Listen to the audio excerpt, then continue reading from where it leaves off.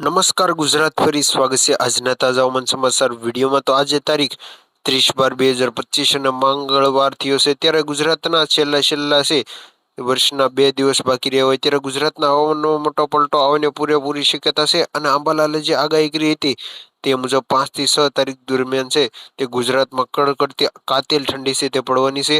અને જે બંગાળની ખાડીમાં લો પ્રેશર સાથે જે બંગાળની અંદર જે સિસ્ટમ બની છે તો તેના ડિટેલ સાથેના વિડીયોની શરૂઆત કરીએ। અને તેની પહેલા જો ચેનલ ઉપર નવો હોય ગુજરાતી ન્યૂઝ ચેનલ તો ખાસ સબસ્ક્રાઇબ કરી અને તમારા મિત્રો સુધી શેર કરી દેજો।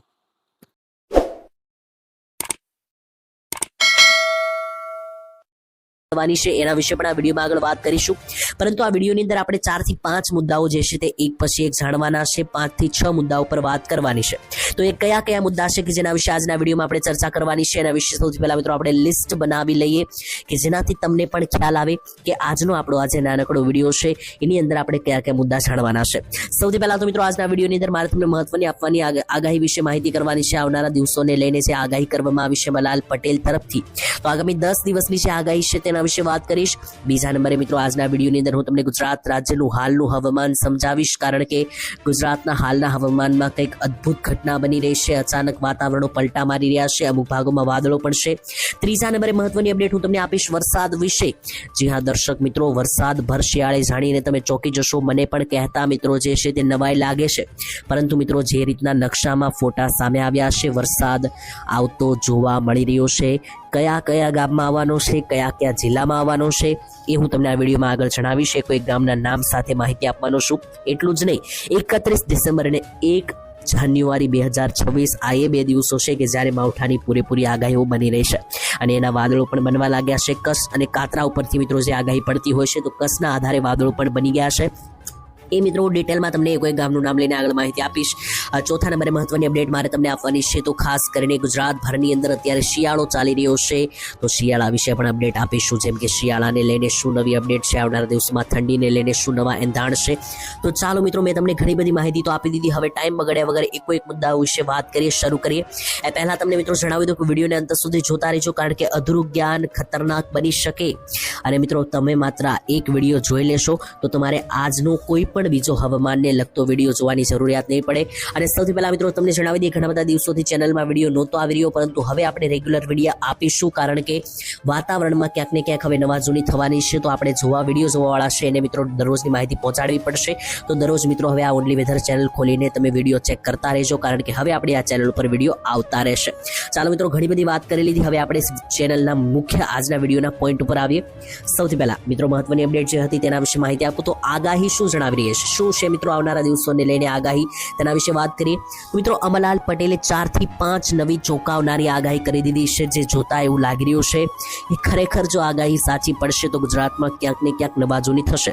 સૌથી પહેલા મિત્રો અંબાલાલ પટેલે જાન્યુઆરી મહિનાને લઈને શું આગાહી કરી છે તેના ઉપર મિત્રો આપણે એક નજર મારીએ। અંબાલાલે જાન્યુઆરી મહિનાની શરૂઆતમાં પણ એક નબળો પશ્ચિમી વિક્ષેપ ગુજરાત તરફ સક્રિય થઈ શકે તેવી આગાહી છે।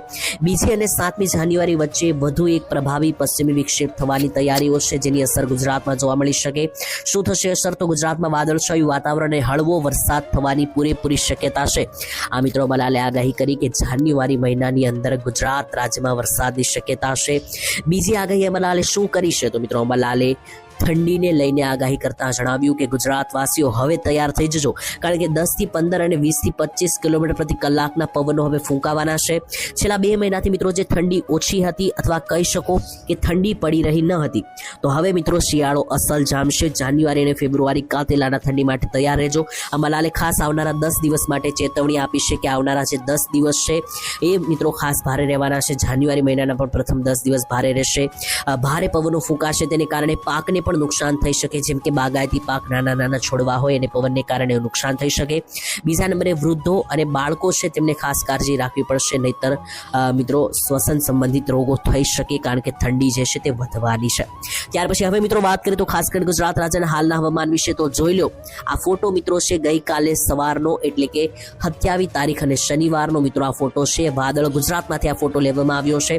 વાદળ જોતા મિત્રો જોઈ લો તમે કહી શકો કે આ પ્રોપર એક ચોમાસા જેવા વાદળો બની ગયા છે। છે. આને મિત્રો આપણી ભાષામાં કચ્છ પણ ગણવામાં આવે છે.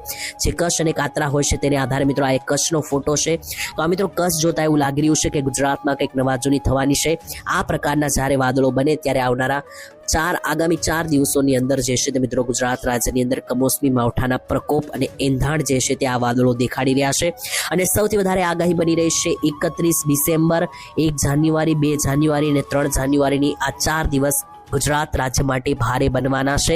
અને મિત્રો જોઈ લો, આ જે ફોટો સામે આવ્યો છે આ વેધર ડેટા અનુસાર માહિતીઓ સામે આવી રહી છે. કેટલાક ઓનલાઈન અહેવાલો આવતા હોય છે. આ મિત્રો જોઈ લો, ગુજરાતની અંદર આ જે બ્લુ કલરના ભાગો છે મિત્રો, એ બધા જ ભાગોમાં ઝાપટા પડવાના એંધાણ છે. તો મિત્રો આખું કચ્છ, સૌરાષ્ટ્રના કેટલાક જિલ્લાઓ અને મધ્ય ગુજરાતના કેટલાક જિલ્લાઓની અંદર અને ઉત્તર ગુજરાતના કેટલાક જિલ્લાઓમાં પણ મિત્રો આ વાદળીય એક્ટિવિટીઓ જોવા મળી રહી છે.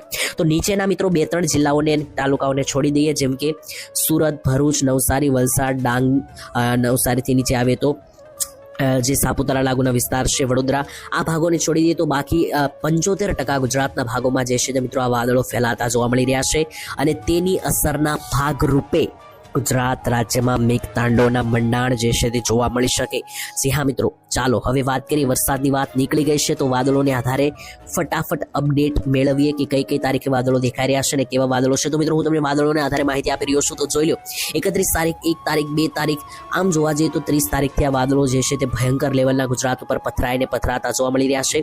કઈ બાજુથી આવી રહ્યા છે આ વાદળો? તો મિત્રો જોઈ લો, ઉપર પાકિસ્તાન લાગુનો જે આ મેપની અંદર ભાગ છે, આ પાકિસ્તાન લાગુના ભાગ ઉપરથી આ રીતના નીચે મિત્રો વાદળો જે છે તે મિત્રો અહીંયા આવતા જોવા મળી રહ્યા છે. તો આ વાદળો જે છે સૌથી પહેલા કચ્છમાં આવશે, ત્યાર પછી ઉત્તર ગુજરાતમાં, ત્યાર પછી સૌરાષ્ટ્ર, મધ્ય ગુજરાત, આ રીતના ધીમે ધીમે નીચે તરફ આવતા જશે. 31 અને 1 તારીખ આસપાસ મિત્રો જોઈ લો કયા ભાગમાં વાદળો જોવા મળી રહ્યા છે. તો એક જિલ્લા અને ગામનું નામ લઈને માહિતી આપું તો કચ્છમાં મિત્રો આખા કચ્છ ઉપર આ વાદળો જોવા મળી રહ્યા છે.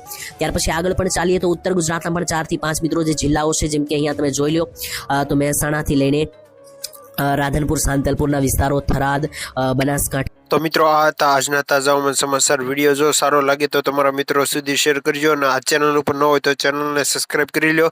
મળીએ કાલે નવા વિડીયો સાથે. જય માતાજી, જય દ્વારકાધીશ.